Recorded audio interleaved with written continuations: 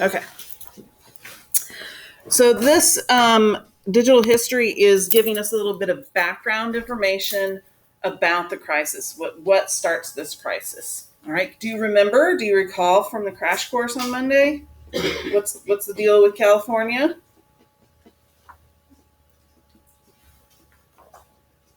Well, it's similar to Missouri.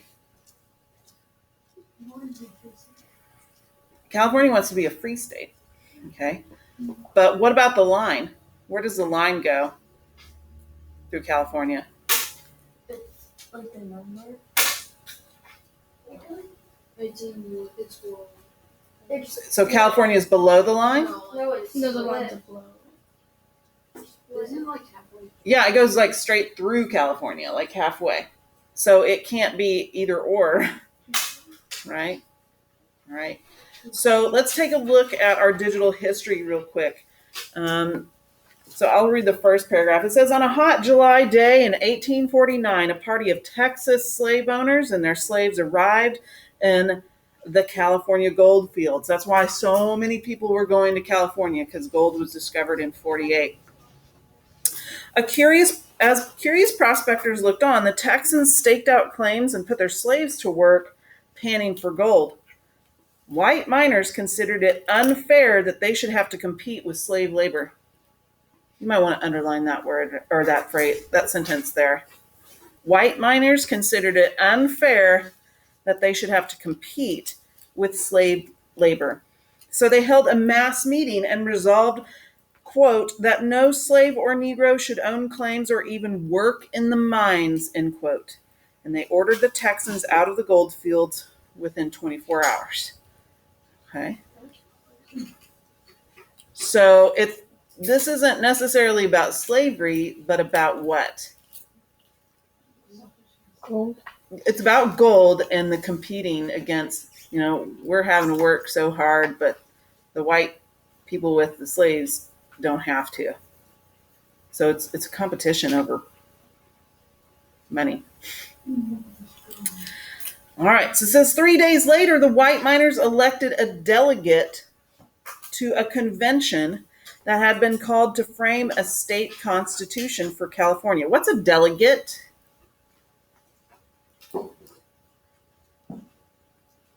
You might recognize it better if it said representative. Okay. A delegate is a representative. So you might want to put that above that word so you'll know what it means. Delegate is a representative. So these white miners are sending a representative to a constitutional convention to create laws for California. So it says, at the convention, the miners' delegate proposed that, quote, neither slavery nor involuntary servitude, quote, should ever be, quote, tolerated in California. The convention adopted his proposal unanimously. What does unanimously mean? Pardon? They all agree. Okay. So is this about racism? No, not whatsoever. So they decide to be free, not because slavery is morally wrong, but because it would lessen their chance at getting gold. Okay? I'm gonna put that out there. And John Green mentioned that in the video on Monday. All right, so someone read the third paragraph there. Ruth, thank you. California's application for admission to the Union as a free state in September of 1849 raised the question that would dominate American politics during the 1550s. Would slavery be allowed to expand in the West, or would the West remain free? Okay, you should underline that question, because the rest of the time, from 1849 to the beginning of the Civil War, this is the problem. Should we allow slavery to expand west? Now remember, the Missouri Compromise was only for the Louisiana Territory. All right? Only for the Louisiana Territory. Later, we add Texas in 1845, and now it looks like we're possibly adding California in 1849. All right, someone tackle the fourth paragraph, this short little paragraph here. Oh, and thank you. The issue of slave expansion and not the morality of slavery that would make slavery a respectable political position in the polarized public opinion and imitate the chain of events that led the United States to slavery. Yeah, so slave expansion, should we expand slavery or not? That's the idea, not necessarily whether it's right or wrong. Okay? I mean, underlying that is the issue, but ultimately is the expansion of slavery. All right, in 1849, the free states held a commanding majority in the House of Representatives. Therefore, the political power of pro-slavery Southerners depended on maintaining a balance of power in the Senate. If California was admitted as a free state, there would be 16 free states and only 15 slave states. So this is, again, the Missouri Compromise all over again. This is about the balance of power. The sectional balance of power in the Senate would be disrupted, and the White South feared that it will lose its ability to influence political events. You might want to underline that. So the sectional balance of power in the Senate would be disrupted, and the White South feared that it would lose its ability to influence political events, specifically slavery.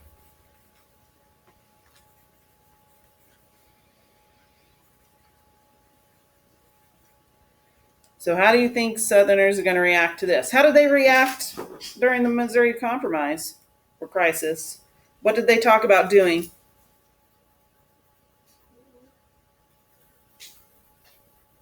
The thing when they turned 25. Well, that was a proposal. What was the reaction to that by Southerners? Yeah, they were angry and they were like, bye, Felicia. You know, though they're some of them are wanting to actually leave. Okay, they're talking about disunion. All right. So once again, in 1849, Southern politicians are openly talking of secession. Do you see that word secession right there? I want you to underline that word. What does it mean? To secede from the Union. What does it sound like it might mean? To leave. It's to leave, yeah. Okay, or break away. Though Robert Toombs of Georgia declared that if North deprived the South of the right to take slaves into California and New Mexico, quote, I am for disunion. Now again, this idea of leaving the Union is not a new idea. And once they do it for real in 1860, it's not a big shocker. All right.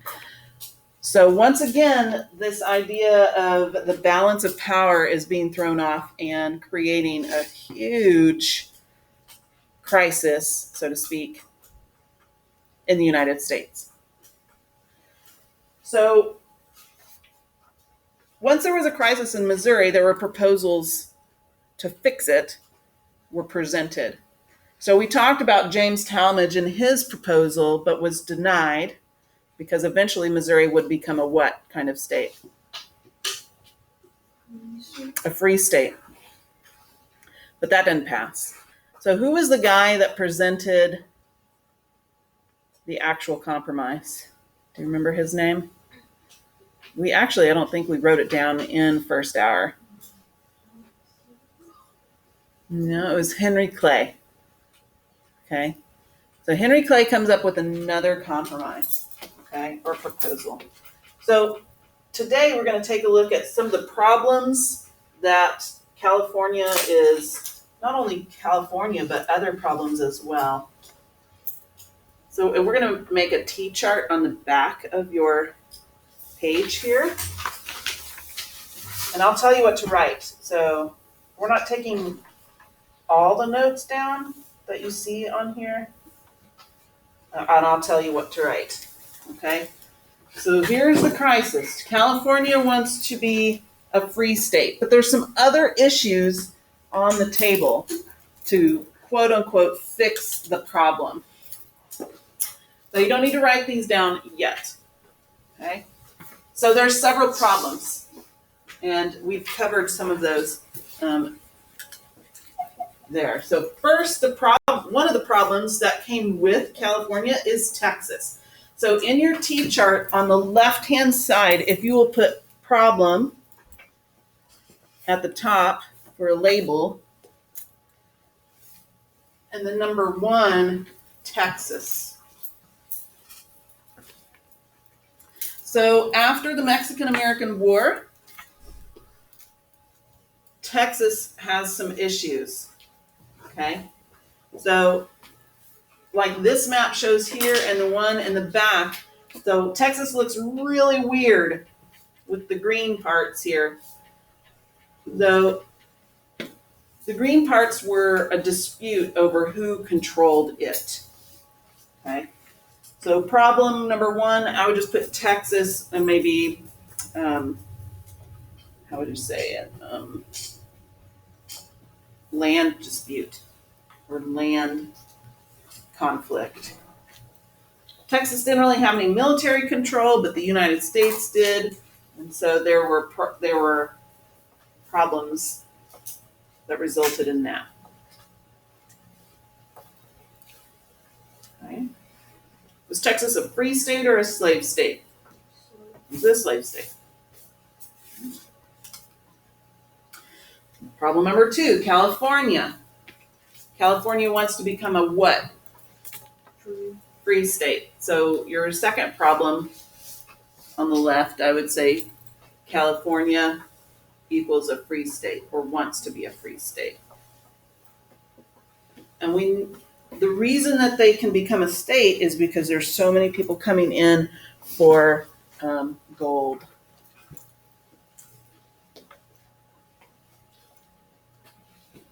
But of course, that's going to upset the balance of power.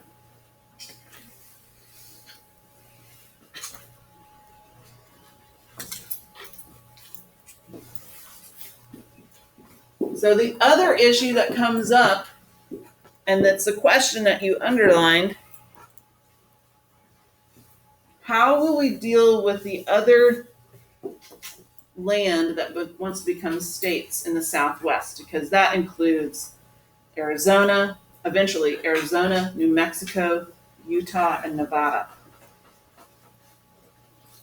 So Southerners are like, what? Let's just expand the line. Okay? That was the proposal. But of course, Northerners are going to go for that. They want to ban slavery. So they proposed a couple things, specifically the Wilmot Proviso. So just understand that there were proposals out there, but they weren't accepted. So what do we do about the land in the Southwest? Should slavery exist there or not? That's a third problem. The fourth problem, there are more and more abolitionists who want to further prevent the spread of slavery and eliminate slavery entirely. Obviously, abolitionist, the root word is abolish. I want to abolish slavery. That's a huge step. So what they propose is let's take a baby step. Let's outlaw slavery in Washington, D.C. Why would they pick Washington, D.C. as their first step to abolishing slavery altogether? What's so special about Washington, D.C.?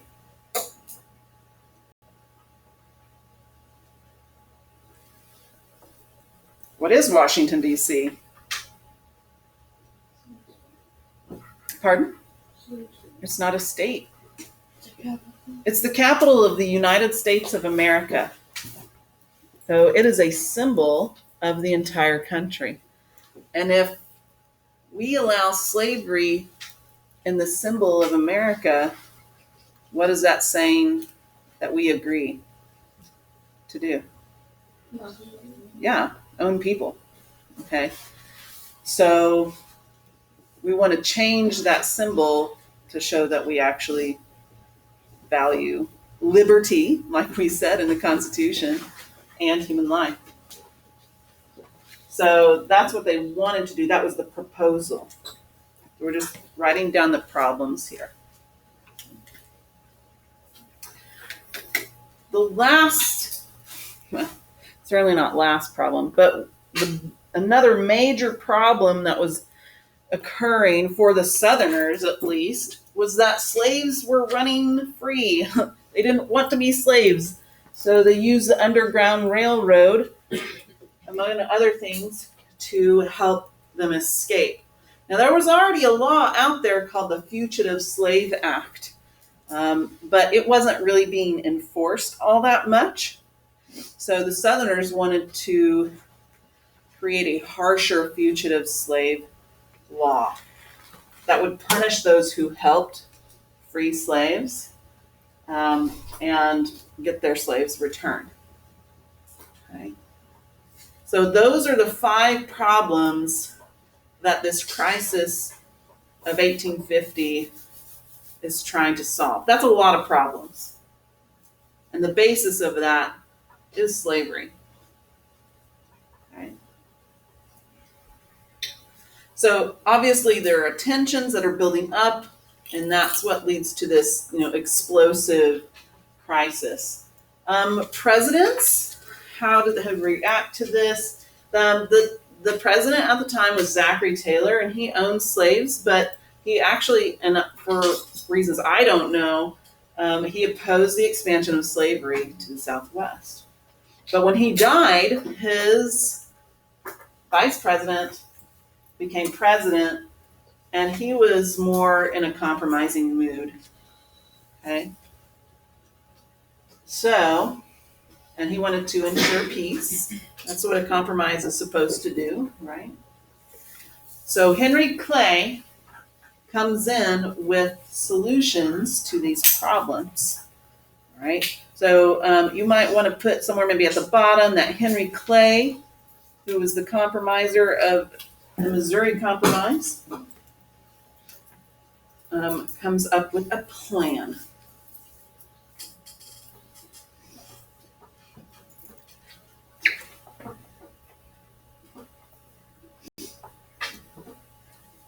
Okay, so his plan is to do this. First, where you have your problems listed on the opposite side on the T-chart, list what his solution is. So it's actually not in the same order that you wrote it. So he proposes that California be free. So on the opposite side of your T-chart, write proposal as a title.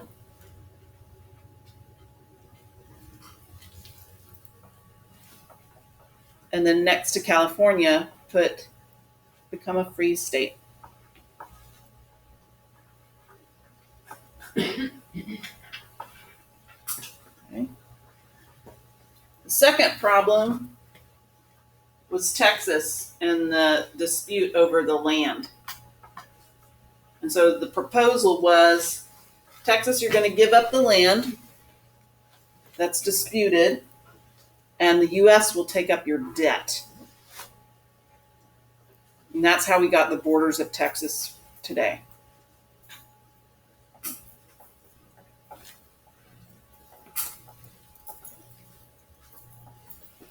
So the problem where it says, should we expand slavery in the West or Southwest, I want you to put on the opposite side popular sovereignty.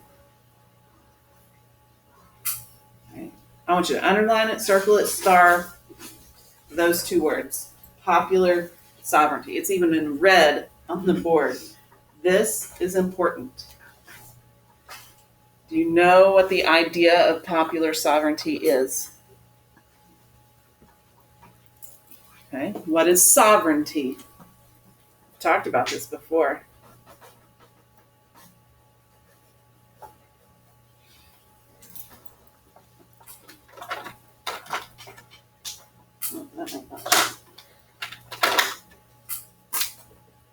the root word here is reign. If someone is reigning, what are they doing? Controlling. Pardon? Controlling. Controlling. Yeah, ruling. Okay. So this is like ruling, control.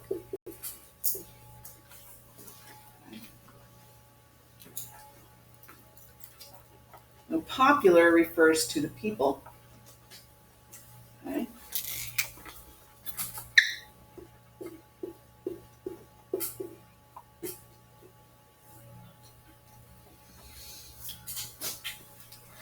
So what this idea refers to is that the new territories that want to become a state, the people who live there, they get to control whether or not they become a slave or a free state. Okay? So it's the people deciding. What do you think about that? Instead of the government deciding if it's going to be a free state or a slave state, the people who live there get to decide. Is this a good thing or a bad thing? Both? Okay. How is it a good thing that the people get to decide? Because then everyone's happy. Because what? Because then everyone gets to. Then everyone will be happy? Do you think everybody will vote the same way? No. Maybe not. Okay. But the majority wins, right? So where the majority wins, that doesn't always, like, okay, everybody's happy. We've seen that play out recently. Okay. People weren't happy with the decision that was made. And then what happened? Armed conflict, and people died. Okay. So I'm not sure it's always great to let the people make decisions, because sometimes we tend to, I don't know, make the wrong decision, in my opinion. Okay? That's the whole reason why we elect representatives who try to make the best decisions for all the people, not just some of the people. Okay? This is going to be a big deal, this popular sovereignty thing. Okay. I think the fourth thing on your problem were abolitionists. They want to abolish slavery altogether, but they realize this is a huge monumental task. So Henry Clay said, well, instead of banning slavery in Washington, D.C., our capital, how about we ban the slave trade? Okay. Ban the slave trade. That will slow down the process of owning slaves, but that actually keeps it going because slaves can have children. Okay. So the slave trade was banned, but not the institution of slavery. No, it's a smaller baby step, I guess.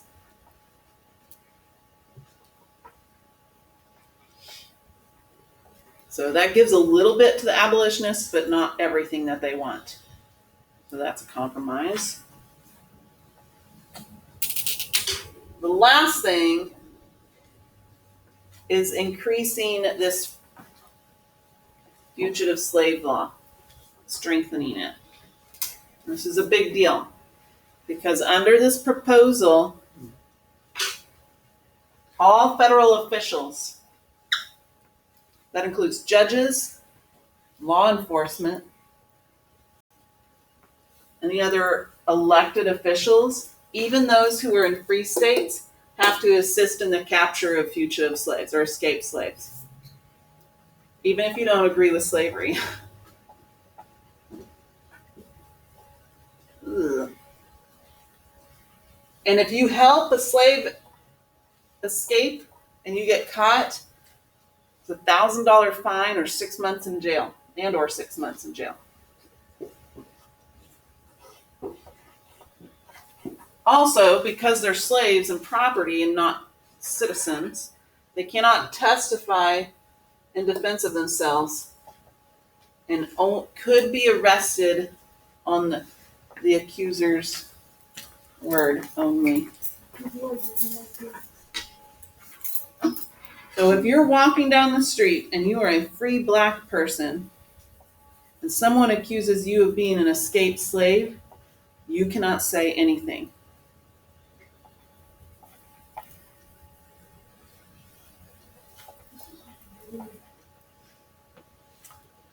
So who is this helping? What group? Yeah, South. Who is this helping? Number 4. North. Who is this helping? Number 3. Popular sovereignty. Yeah. North and South. This one, gets pushed into the mix. I'm not sure that really helps Texas. How about that? California? South. No, north. Yeah. This might help the South because they're slave states.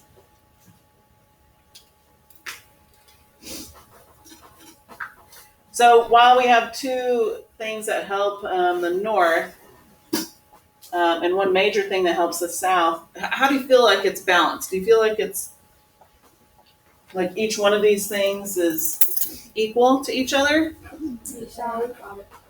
You think the South got it better? Especially with this, I think the fugitive slave law for sure helped the South. But interestingly, California is large. It's one of the largest states that have the most representatives in Congress. And that gives them a lot of power as well. And that's going to help the North.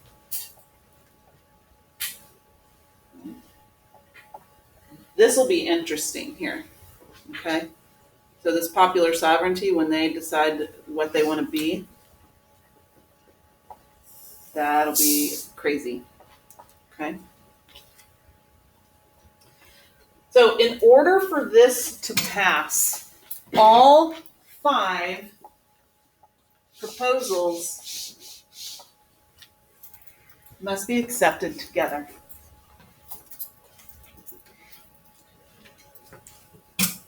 Do you think, looking at the proposal, and if you're from the North, let's say you're from the North, okay? You're looking at the proposal. Can you accept all 5? Wait, yeah. Can you, if you're from the North and you are a free state and you morally think that slavery is wrong, can you vote for number 5? No. If you're from the South, will you be okay with California becoming a free state? No. Most likely no. Most likely, probably not.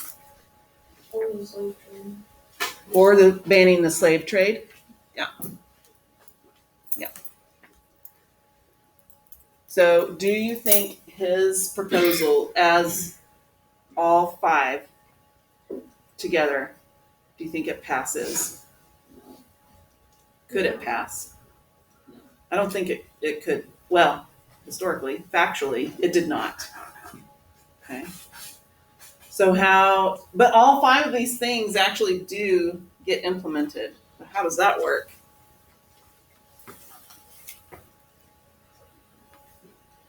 Henry Clay was like, well, I have a solution to this. Let's break each one of these down into 5 separate laws.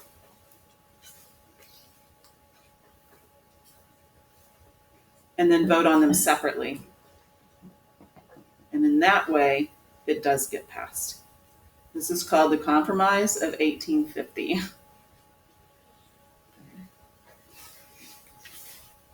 So this is a lot. So these are 5 separate laws, basically, but it couldn't be passed all together. So what does that say about Congress? If they can't pass these 5 things when they're set together, but can pass them separately, what does that say about Congress?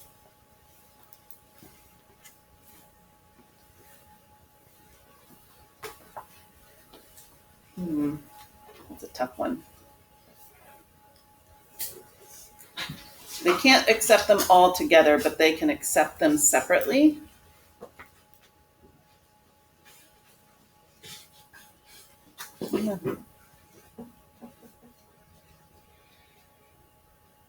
Interesting question. I'll leave you with that. So you think on that. And that's all I have for today. Okay. The end. I don't know what else to do.